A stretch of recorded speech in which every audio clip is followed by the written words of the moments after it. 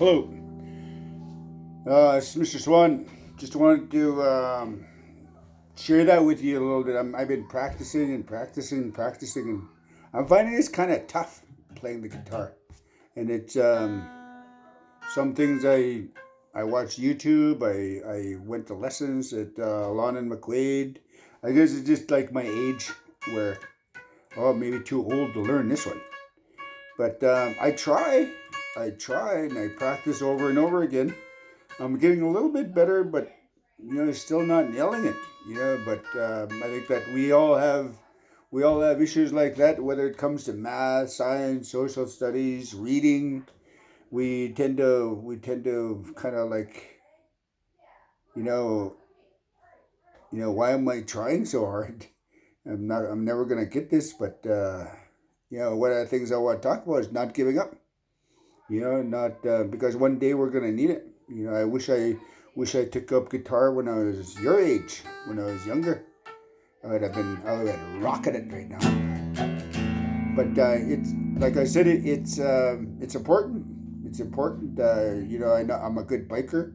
I ride motorcycles. I'm a commercial diver. I learned that when I was younger. I scuba dive. I haven't jumped out of a plane yet. But that's one thing I want to do is parachuting. And corporal in the army, I know how to handle rifles. I know how to throw grenades and all that stuff. But it's stuff that when I was a bit younger, eh? And finding the love for it and finding the passion for the things that I do, they were just stuff that I'd done when I was younger, when I was having fun. So I think that's one of the things that I want to touch things on is make sure that we can make those fun stuff still make sure that we can still have fun with them. Like I said, practicing guitar and going over the stuff that I need to on here. I still have to practice, and when I don't practice, I start losing it a little bit. And then it starts fading away. But one of the things that some people are saying to me is that if you don't use it, you'll lose it, and I think that has to do with a lot of muscle.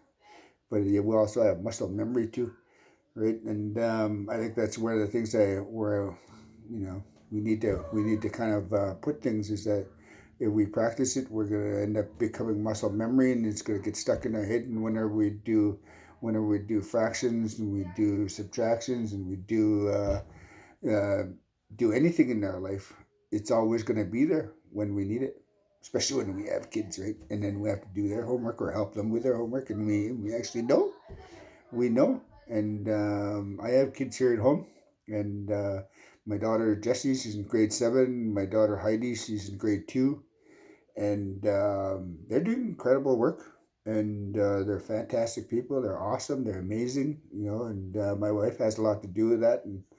And I guess some of the interests that they have, I took them to violin. And I sat down in violin for probably about a year, and I brought them to violin practice over at Lon McQuaid. And I said to the lady in the counter, I said, "How much for guitar lessons anyway?" And then she gave me the price, and I said, "Sign me up. Is there a spot at this time?" So she signed me up, and I was doing guitar lessons the next lesson. And that's where this came in. I always wanted to do it, and here I am trying my best. trying my best. But again, it's something that, you know, you have to have the feel for it, and you have to, you know, where both sides have to connect. But I'm finding it fun. It's entertaining. It's not as good as painting and drawing, for me anyway. I mean, like I said, all the work behind me, I do. I make carvings and I make paintings, but this is kind of soothing.